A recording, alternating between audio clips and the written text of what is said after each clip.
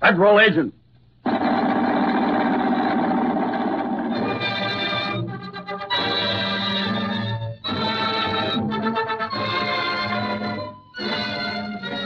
Federal agents, backbone of today's crusade against crime. Scotland Yard, Brent Sûreté, American Bureau of Investigation, Royal Canadian Mounted Police. These men are joined in a modern crusade against crime.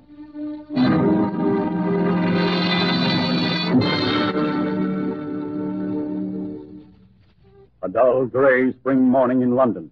Scotland Yard is again stirred by reports of another series of brutal crimes on the outskirts of a coal mining district in Wales. Within 1 month, 4 deputies of the Department of Fair Weights and Measures have been attacked. And now...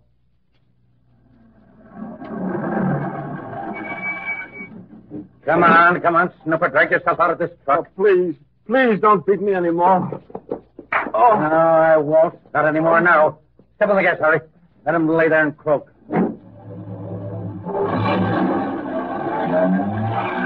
Lucky for us again. Early morning and the mist. Righto, Governor.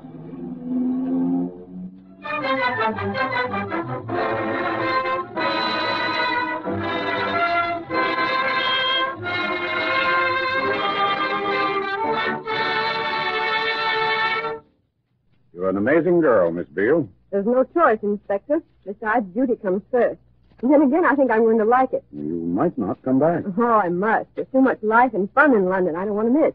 You might be away in Wales 2 or 3 months, perhaps longer. Inspector, this is a chance I've wanted. There's adventure, danger, intrigue. That's why I gave up the idea of becoming a flower and butterfly instructor. Too tame. All right. The assignment is yours. To sum it up again, a gang in Georgetown, Wales, has a grievance against the local Department of Weights and Measures. Find out who, how, and why. I'll leave tomorrow. Goodbye, sir. Good luck. Cheerio.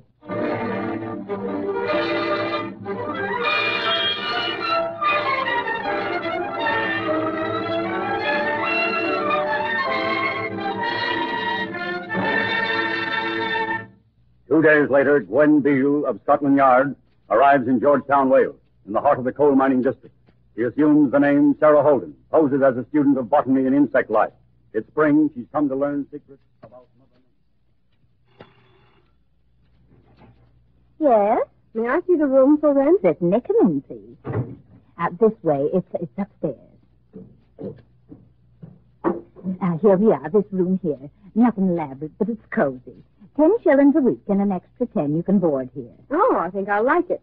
Not being too inquisitive, but what's a pretty girl like yourself doing in a grimy, dirty town like Georgetown? Well, Oh, yes, dear. I know. Running away from a romance. Sort of to forget. Well, not exactly, Mrs. Clive. How do you do? My name's Sarah Holden. I'm a student from up north. Now, what can you study here except how black the coal is and how dirty? That's just it. The professors in Glasgow wondered whether plant and animal life was affected much in coal mining country. I'm going to find out for them. Sounds kind of silly to me. But I've seen so many foolish things in my day. One more don't surprise me. Thanks. Don't trouble yourself, Mrs. Clyde. I'll just put my bags here and unpack later. Good. You're just in time for dinner, too. My Andy ought to be home any minute. You'll like him. He don't talk much. You know, working in the mines makes you strong and silent. He's both, but don't mind him.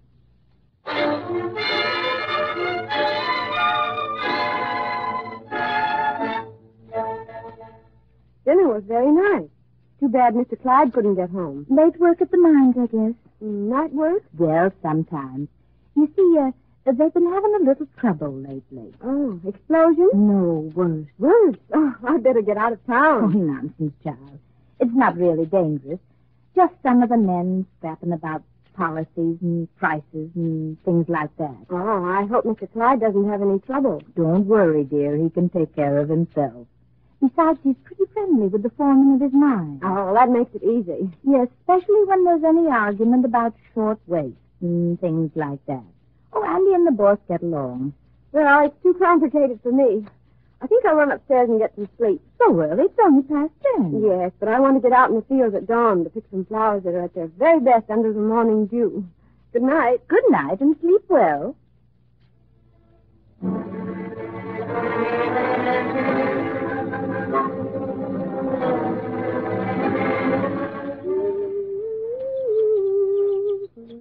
Hello there. How far to number 7 mine? Only a half a mile at the shortcut through these fields. Thanks. Wait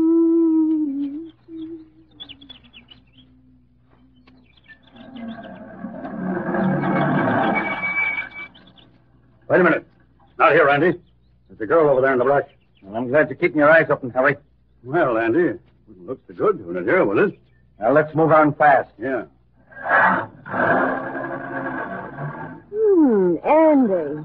Andy, I wonder what that means.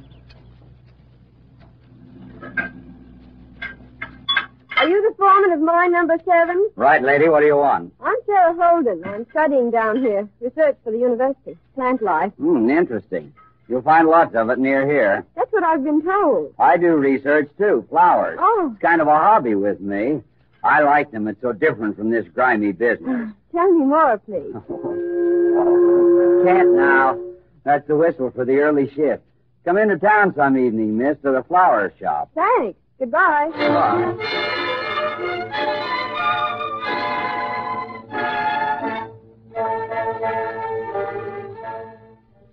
Thanks. Andy, Mr. Clyde, I've had enough dinner. Mind if I turn on the radio? Why? Oh, Andy, now how rude. Can't you see she's lonesome, wants a little music, a little light? Say, what do you get up so early every morning for? Oh, daybreak is the best time to study plant life. Yeah?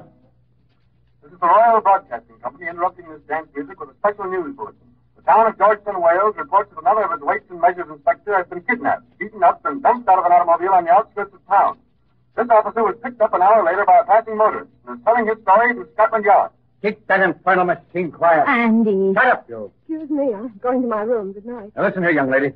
If I were you, I'd keep strictly to your flower picking and butterfly hunting. You see how people get into trouble?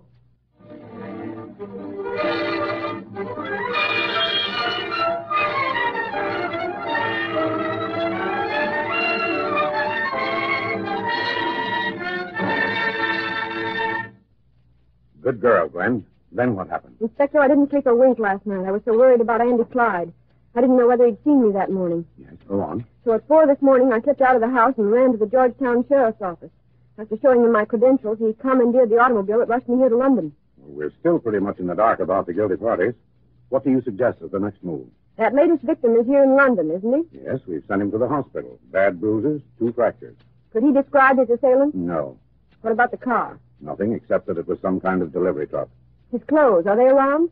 Yes, we had them sent over from the hospital. Experts are studying the gunshot holes. Inspector, let me see those clothes at once, please. Certainly. Rankin, bring in that torn suit worn by the new Georgetown victim. At once, sir. No, thank you, Rankin. May I examine the jacket? Here, Gwen. Dust. Pollen, I see. What is it, Gwen? I'm taking this to a chemical laboratory, of course, with your permission. Well, what have you in mind next? This is a pollen dust from some kind of flower, and I'm going to find out what kind of species. It may prove a clue. So long, Chief. Flowers, butterflies, killers, pretty girls. Doesn't make sense. 3 days later, Gwen Gibson visits the laboratory to pick up the report. We've discovered its origin, Miss Gibson. You have the report? Here, read it yourself. Thanks. Pollen specimen found on victim's coat, undoubtedly from blossom of Flora dormiensis. This is a rare flower grown principally on island of Madagascar, almost unknown in British Isles except possibly in hothouses of private fanciers.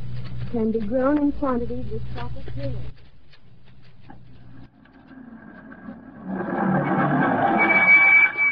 All right, men, this is the shop. I'll go in alone. I'll signal if I need help. Watch through the window. Hello? Remember me? Sure.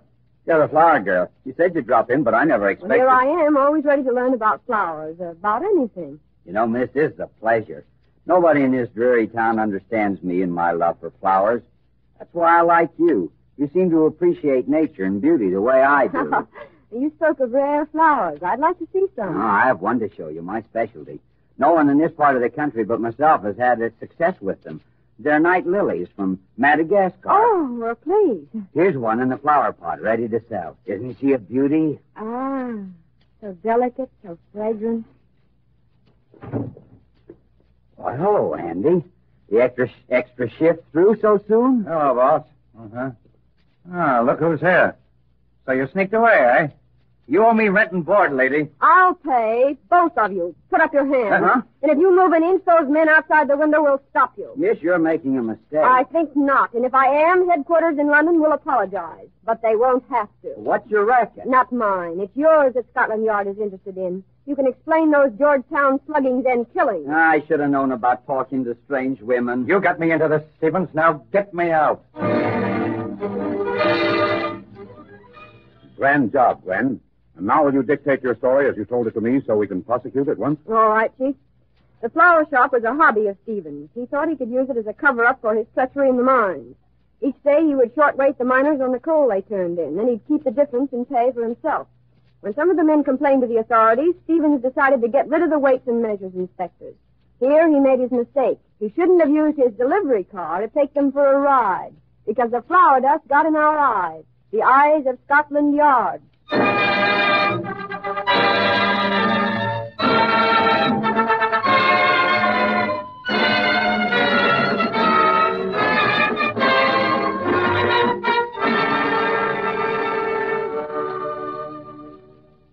Listen for our next presentation of thrilling stories related to this modern crusade as each nation calls upon its chief bulwark against crime.